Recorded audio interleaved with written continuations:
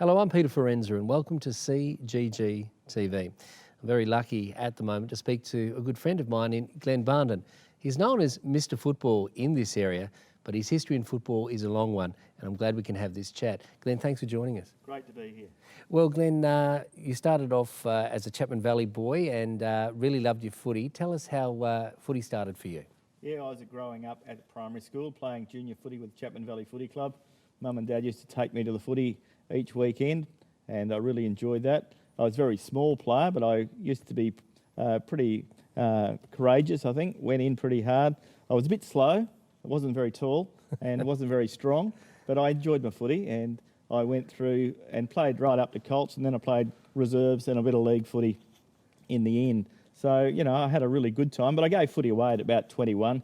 Used to get concussion a little bit too much, and in the end I decided, well, it wasn't worth getting belted up each week to do that, and I thought about my health, so I decided to do other things. But I was always involved in the club right from the start. I was a very young committee man, probably 18. As soon as I left school, high school that is, I went back onto the farm and got involved in the local community and the local footy club. Now, you tell me a story when you're a little fella, I think with the hippers and so on and so forth, at Chapman Valley Primary School. Footy was pretty big for the population out there, and when Country Week happened, you could listen to games on the radio, and you tell me about times you'd duck under the desk at school just to listen to the broadcast. Yeah, we used to sneak into the headmaster's office and turn on the radio to 6GE and listen. I remember listening to Vic McCabe one day calling the footy. It was so exciting to listen to Country Week footy and hear the names of the local players. And I think, you know, growing up in the 70s, particularly because Chapman Valley were having success, a lot of the players there were players from Chapman Valley Footy Club. I knew a lot of the players from Northampton, so it was really quite exciting. So I've always been a little bit of a person who loves my footy and can't get enough of it. Now, broadcasting-wise, you started off on the scoreboard doing it, didn't you? I did, and people telling me to shut up, Glenn. We're not here to listen to you, but they had to. I was only a primary school person, but I was working on the scoreboard, putting the scores up, but calling the footy as I went, and probably to the annoyance of people on the scoreboard side of the Nabor Oval. And then you got invited to join the team of Mike Murphy and Brian Potter-Smith. Yeah, initially I started working at 6G as doing the footy show for the Chapman Valley Footy Club, which was sponsored by Mazzucchelli's The Jewellers at the time. Yeah. So I did that for a few years and eventually had an opportunity to work alongside Mike Murphy and Potter-Smith, which was a great deal of fun.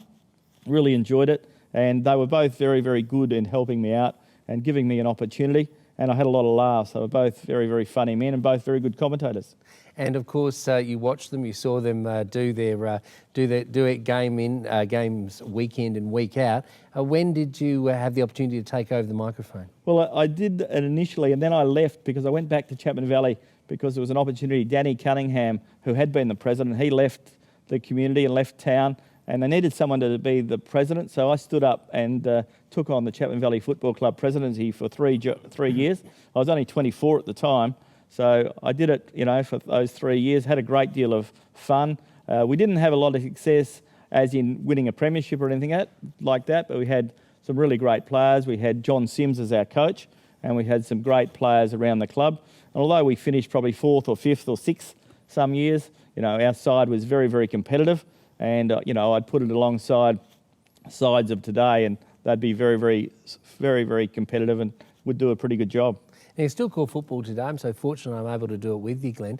What drives you to continue to get out to a footy match and call a game for the public? Well, I just love the community spirit and the fact that footy is more than a game. There's an old saying, of course, but the fact that you can go out there and, you know, although people are barracking for different teams, they respect each other. We respect each other's love of each other's clubs. We know that people in those clubs are very loyal, and we know that they do a lot of work behind the scenes for no money, so it's really great to see. And the players, you know, it's been very encouraging. You know, I've been calling footy now for 30, 35 years, so I've seen a lot of players come and go. I've also seen a lot of premierships. I've also seen a lot of now sons playing footy, and I saw their fathers play, and that's great excitement to me to see the family tradition. So it's really great to see family, loyalty and tradition. And although that's gone out the window a little bit in community, it's still very, very strong. Of course, being in the commentary box, we're so privileged, Glenn, to see some of the raw talent that comes out of the GNFL, and it must just continue to amaze you. Well, it does. You know, I've been lucky enough to see some great players across the years, some that have gone on and played waffle and AFL football, some that haven't, and they've all, you know, have a place in my heart. I really respect the players who can play and play as well as they do, and we've seen some great debuts over the years, some really exciting players, and it's really heartening to see those players continue to perform well and still meet them in the street and talk to them after 30 years and still be able to talk about their days at the footy field. I mean, if we talk about some of the great players that have gone on to bigger and better things, you've seen Murray Renstead from a youngster, Chris Waring. We saw people like Jack Martin, even Josh Kennedy pull on the boots. Yes, I was lucky enough, just starting off my commentary career when Murray Renstead, he was playing footy at East Fremantle on a Saturday and coming back to play for Railways on a Sunday. That was really exciting, and you could see from the start he was a super player, very, very clever and very, very strong. Hardly ever got tackled. He always seemed to have plenty of time. Murray Renstead, we spoke about, I was lucky enough to go down with Mike Murphy and Putter Smith when Chris Waring played his first Country Week game. So we could see something pretty special there, and he was able to go on with it. And in more recent times, of course, Liam Ryan, what an outstanding player he is. I saw his father, Darren Ryan, play, and Darren was a super player, as he was his Darren's brother and Bob. He was outstanding. And then I saw young Liam come, and I really had a lot of time for Liam all the way through. And he played his footy here. Then he went to Subiaco and won a couple of grand finals, got a setback. He didn't get selected in the AFL draft, but he was good enough to keep fighting on. He got his opportunity, and now he's a premiership player at the West Coast. What a wonderful story it is about Liam Ryan, because, I mean, to come from somewhere like from Geraldton and probably, you know, we talk about his dad, Darren, and his uncle Bob, they were absolute legends, but to get a lift up and be able to go down to the West Coast Eagles and to be able to go to the heights that he has is incredible for a Yamaji boy from here, isn't it? It's great. It shows a lot of resilience, because he could have walked away from the game a lot of times, but he didn't. He continued to persevere, and that's a great thing to his mentors, but it's also a great thing to Liam that he's been able to work hard, and now he's getting the reward he deserves. Do you think Liam Ryan is the latest in what has been a host of players that have gone from the GNFL? Do you think the future is going to see more of these youngsters coming through? Well, as you touched on, you know, we've had Josh Kennedy, we've had Jamie Cripps, we've had Patrick Cripps, we've had some really super players that have come through the area, and particularly through Northampton, but every club has had a sprinkling of talent, so that's good to see. But yeah, I think we will in the coming years. We know that Jack Carroll, I should say. Jack Carroll is up for, you know, selection in the not too distant future. We've got young McVee, Jed. He's another player who's going to probably do very well, and young Hagan, I'm talking. Yeah. Judd McVee and Jed Hagan. Yeah, champions. So they're good young players, and they're around the place. Of course, Richard Bartlett's another player around the place. So, yeah, in the short to medium term, we're looking to do okay. When you look at our East Fremantle Colts side, which goes to Perth and performs, I'd say 8 or 10 of those players with Geraldton background. So that's pretty encouraging out of a number of 40. So, yeah, we're doing okay, but I do have concerns into the future. We need the people to work hard at club level to continue to produce those players, and that is a concern. A lot of people say if a player is good, they're going to make it anyway. And I think you've touched on the also-rans in the competition, how important they are, Glenn. They are, and I think everyone deserves to be acknowledged. And I think that's what the WAFL have probably fallen down a little bit, because in recent years the AFL have taken control of the WAFL Colts competition. And, you know, that certainly would annoy me if I was a member of those clubs. And I would like to think that the GNFL clubs can still keep control of the Colts competition here and still distribute the players to East Fremantle when they're ready. But I'd like to see players stay here a little bit longer. We have seen that the things that have come with COVID-19, there may be a reduction in coaching numbers at AFL level, so there'll be less players there. So they may not get drafted as early. So, you know, if they don't get drafted as early, they can go on and play at local level, GNFL level, until they are very good, and then go to East Fremantle and do it the way, you know, someone like Harry Taylor has done it.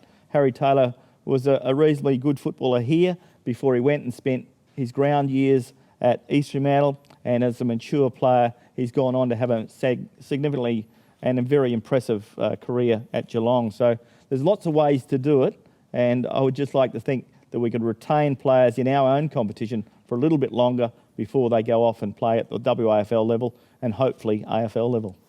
Glenn, we've touched on players that have gone to the AFL, and there's often been a lot of criticism about money being at the top of the tree in the AFL, not trickling down, and that we know that these players, you talk about the Liam Ryans, the Josh Kennedys, we talk about the Martins, and we talk about, the Cripps boys.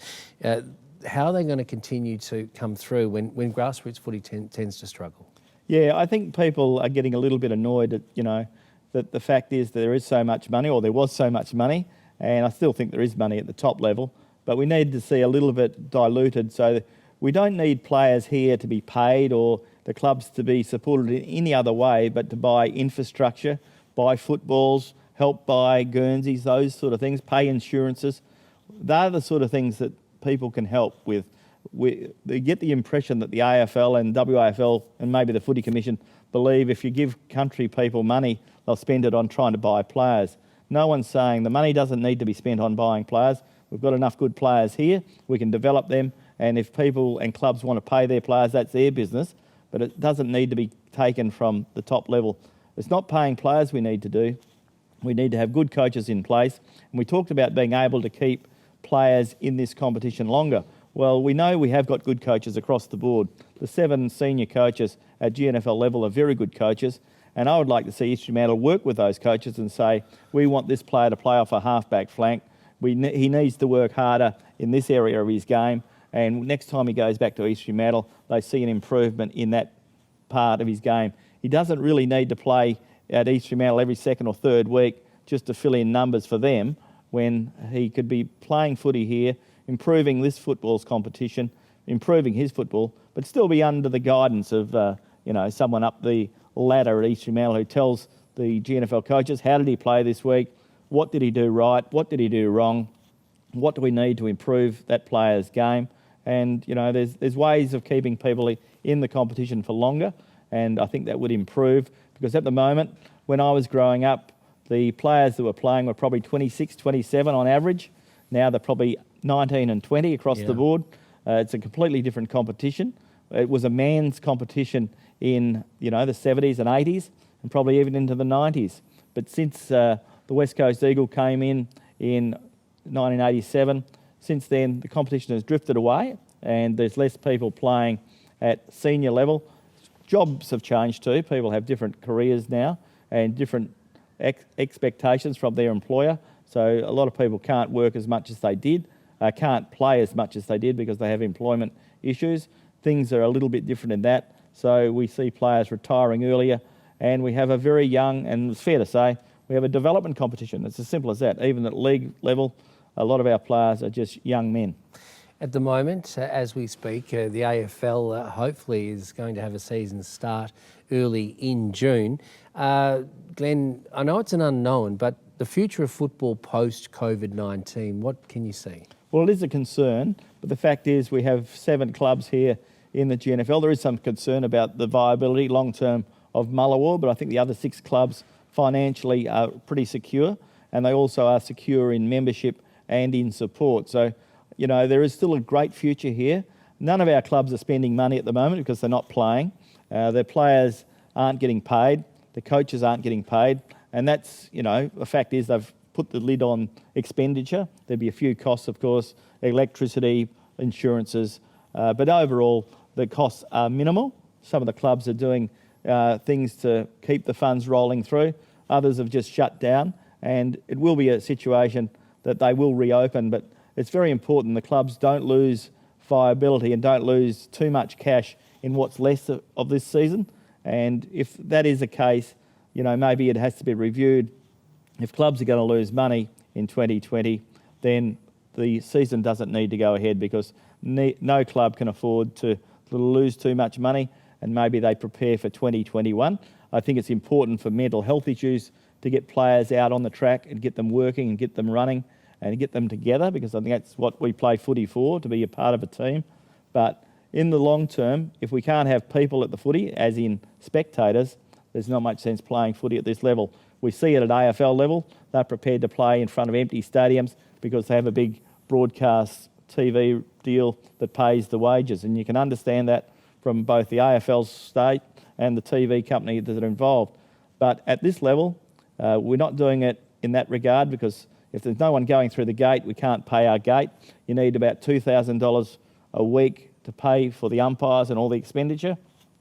So it's very important that, you know, if we can't have crowds at the footy, that we don't lose money and our clubs are viable going into the next season. Well, Glenn, it's been a pleasure talking to you. I'm missing being in the broadcast box with you. Hopefully we can do it all again really, really soon. But thanks for joining us today. Always a pleasure. Thank you. Okay, this has been Peter Fiorenza. Don't forget to join us for Fiorenza on Sunday, Radio Mama, each Sunday from 10 a.m. This has been Peter Fiorenza and Glenn Barndon for CGG TV.